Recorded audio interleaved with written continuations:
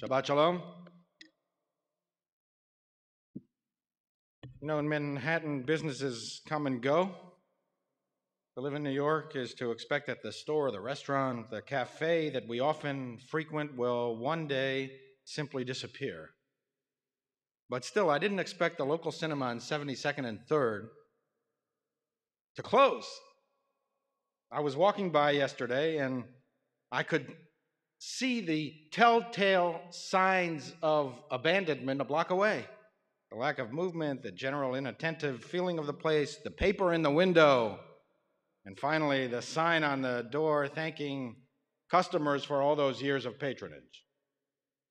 And sometimes it's just the people who disappear overnight. I had a favorite Starbucks barista, Shirley, who knew my morning routine so well that when she saw me while I was still outside, she would begin preparing my order. We would normally chat for about 30 seconds every day. She knew about my family, I knew about her family. She became sort of a fixture in my life. Everything around us might have been chaotic, but Shirley was there every morning. Until one day she wasn't. I asked, "Where's Shirley?"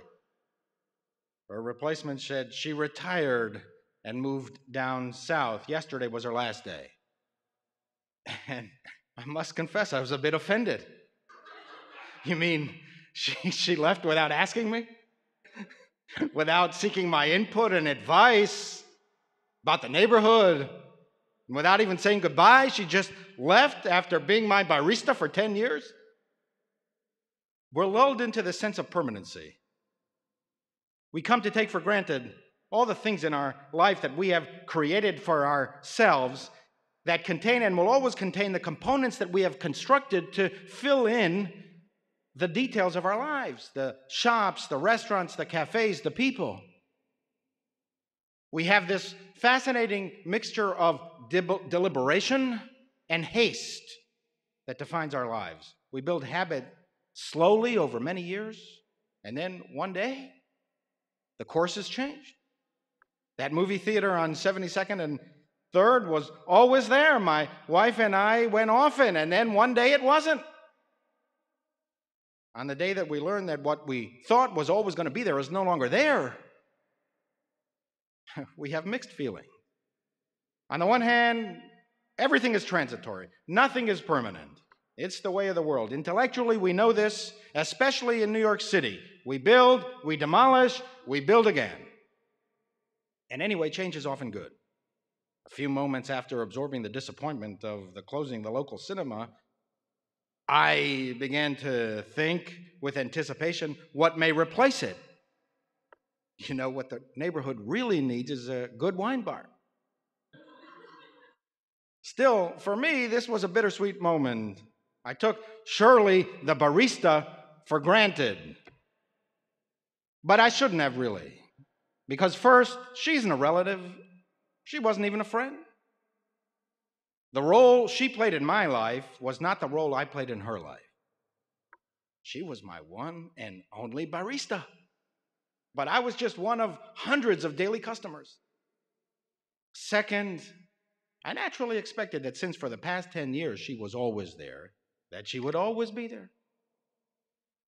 This interplay of slowness and haste, the deliberate building up of our personal lives and the institutions important to us over many, many years, and the emphatic, immediate changes eliminating these things from our lives.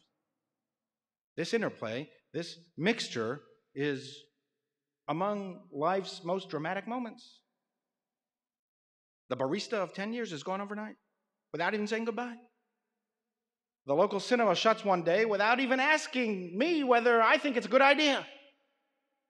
It reminds us yet again never to take anything for granted. What slowly builds up is quickly torn down. People and institutions that seem permanent are often quickly dissolved.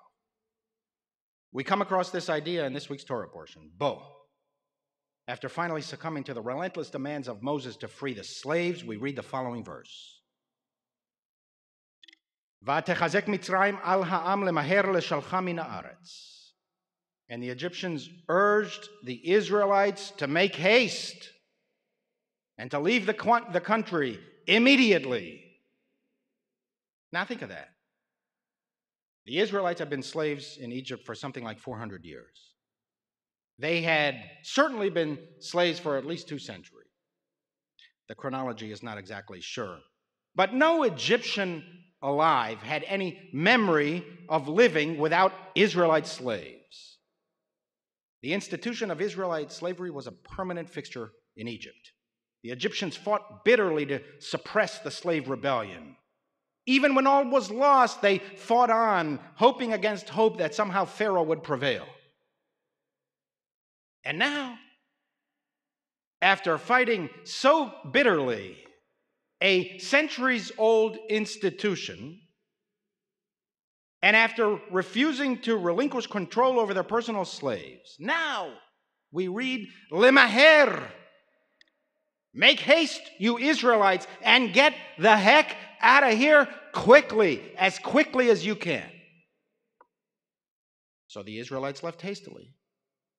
They didn't even have time to leaven their bread. And essentially, overnight, they were gone. Overnight, the Egypt that seemed never to have lived without Israelite slaves was emptied of slaves. And what does the Bible tell us is their first reaction? Regret. The Egyptians regretted freeing the slaves. They had taken them so much for granted. They had assumed that the slaves would always be there, that the moment they left, the Egyptians bewailed their departure and tried to get them back. Here's how the Midrash describes it. It can be compared to a man who has an orchard and sold it to a friend for 100 dinars. When his other friends heard of the sale price of 100 dinars, they said to him, "Why did you sell this orchard for such a low price?" It contained olives worth 100 dinars, spices worth 100 dinars, and all kinds of other goodies that were worth hundreds and hundreds of dinars. Didn't you know what you were selling?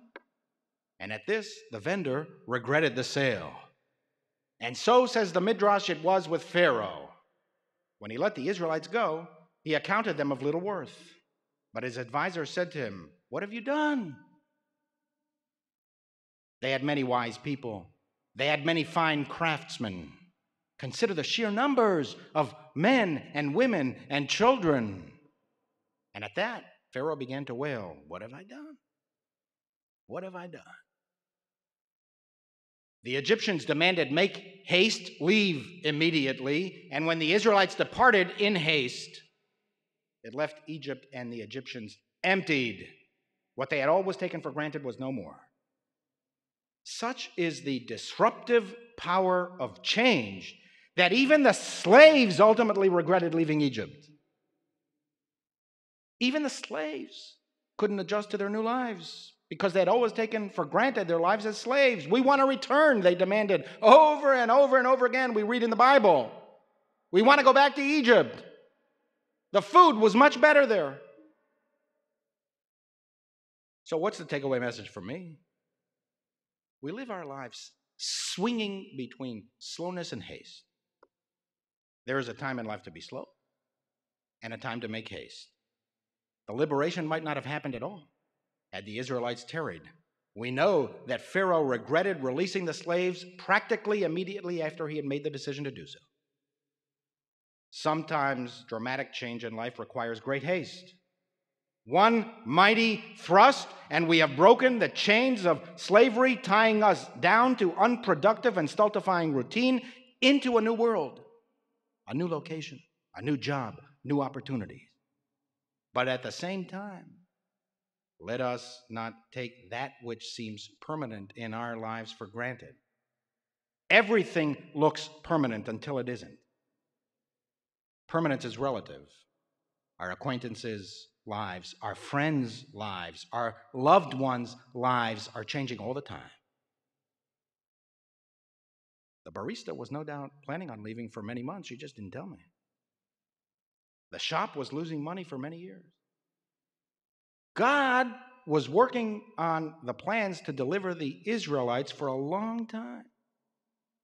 It just looks to us that the change was in haste. Enjoy the blessings as long as you can. Do not take the orchard for granted.